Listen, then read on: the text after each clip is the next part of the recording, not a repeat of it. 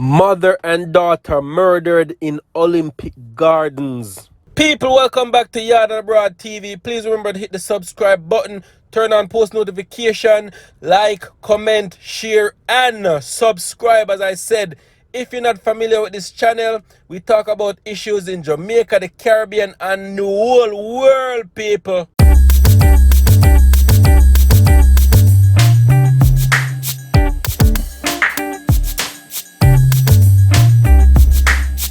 Investigators from the St. Andrew South Division are probing the circumstances surrounding the murder of a woman and her daughter in Olympic Gardens, Kingston 11, on Sunday, January 17. They are 52-year-old Ellia Pascoe and 32-year-old Notoya Pascoe, both of Dewdney Road in Olympic Gardens. Reports from the Hunts Bay police are that about 11 a.m., both women were at home when they were approached by a gunman who opened fire, hitting them. The police were summoned and the women taken to hospital, where they were pronounced dead. Investigation is still ongoing, people. Jano people, as me say, yo, it's been a bloody start to the new year in Jamaica, people. Crime and killing all over the island, yo.